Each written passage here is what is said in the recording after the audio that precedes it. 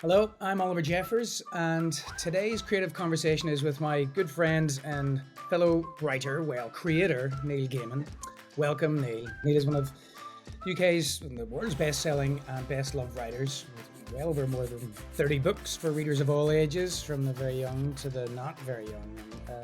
It's not just books that Neil is responsible for. He's also put out in the world renowned graphic novels and created characters that are loved and recognized by millions of readers across the world, including Coraline Jones and the Sandman, an activist and a campaigner, just helping with refugees, helping protect our planet and the people and all of the creatures that live here. So I am very, very pleased to welcome you into this conversation today, and let's find out a little about what you have to say about art and creativity and writing and how we might be able to make this world a better place. What would you say that you're just a writer? How would you describe what it is that you do? If I think of myself as anything, it's as a storyteller.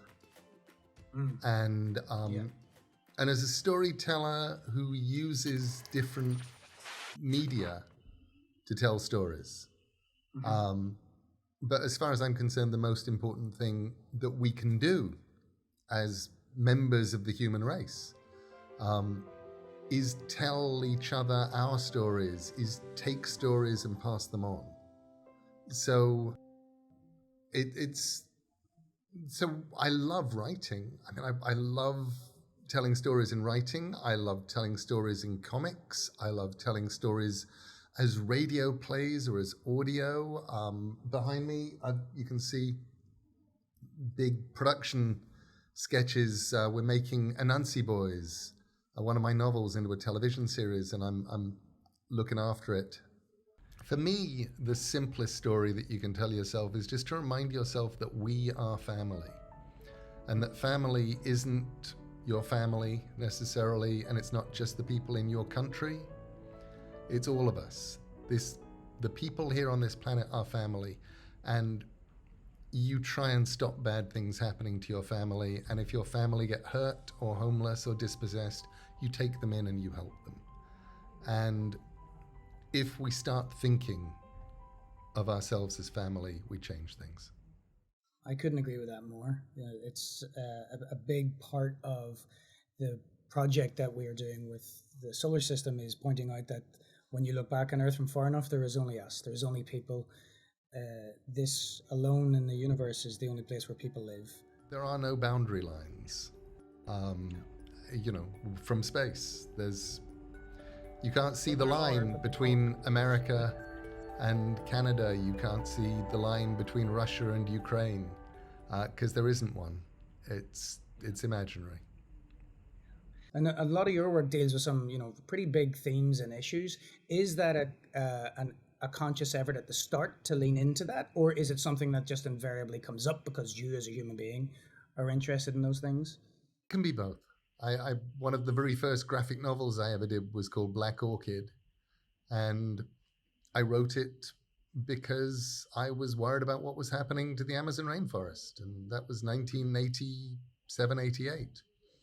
And here we are, 35 years later, and I'm even more worried than I was then. But I'm glad I wrote something that said this thing is wonderful and we should preserve it, and wrote a story about ecology. But I don't know that it changed anything. I think for me, the entire process of being a writer, being a storyteller, is the process of tricking myself out of any possible idea that what I'm doing might possibly be important. I have to try and persuade myself that what I'm doing is playing, that we are having fun and that I'm having fun, and what could be cooler and more fun than having some characters that I made up who I like and sitting and making up a conversation between them. There is just something so beautifully simple and potentially powerful about a blank sheet of paper and a pencil. And there is no budget to having a blank sheet of paper and a pencil. You are God. You have your pencil, you have your blank sheet of paper. Anything you imagine is there. Anything you can think of, you can write it down, you can draw it, you can do a comic. You're king, you're queen, you're God. And people do ask me an awful lot, well, where do you get your ideas from? And I wonder if we're similar in that. It was like you don't necessarily know you've got an idea at the start, as you're just sort of constantly playing with as you say, with different concepts, and some of them might drop without you realizing it, and some of them might really sort of resonate and stick. But is that the same way it works for you? I think so. And I'd add to that that ideas are cumulative.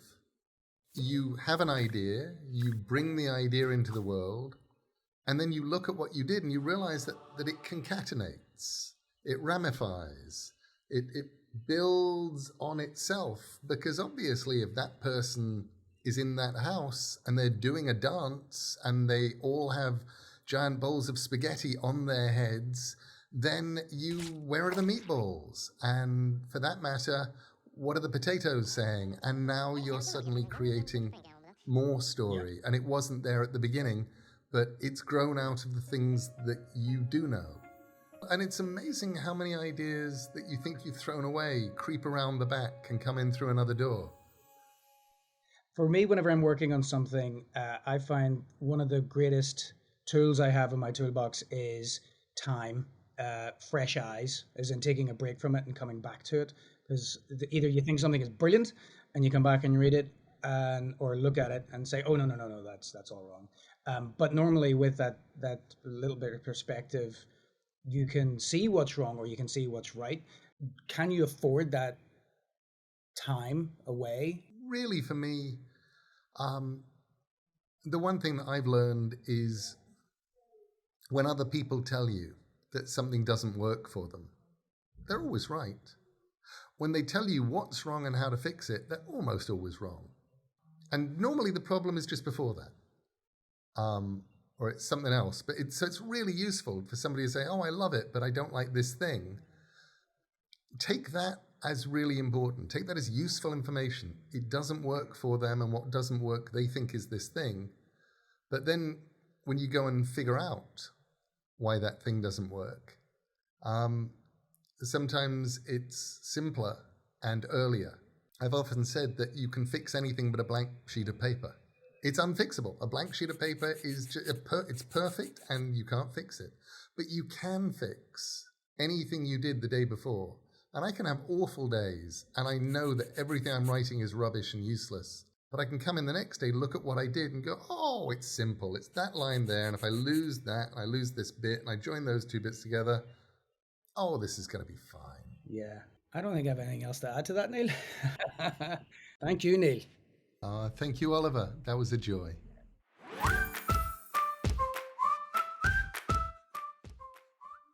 So my challenge is think about how you could build your own ark to keep species safe from rising sea levels. You can do it as a writer, you can do it as an artist, you can do it as a dreamer, you can do it as a sculptor, but I'd love you to make a list of all of the species that you want to look after on your ark. And I think it would be great if you could design or describe the ark that is going to house these species. Where are they going to eat? Where are they going to sleep? What are they going to eat? What are they going to do during the day? And I thought it would be great if once you've got an ark, you could map a course around the world. Where would you take your ark? What kind of animals would you be rescuing and meeting and encountering? What kind of places would you be going? And what would you save first? I think that's terrific. This could be a story. This could be a sculpture, as you say. This could be a set of drawings. It could be interpretive dance. All of these outputs are just different forms of execution from a concept. And this is a concept that I'm actually going to have a go with my son later on. We're going to make an ark, and what are we going to save? Absolutely. Can't wait to see it.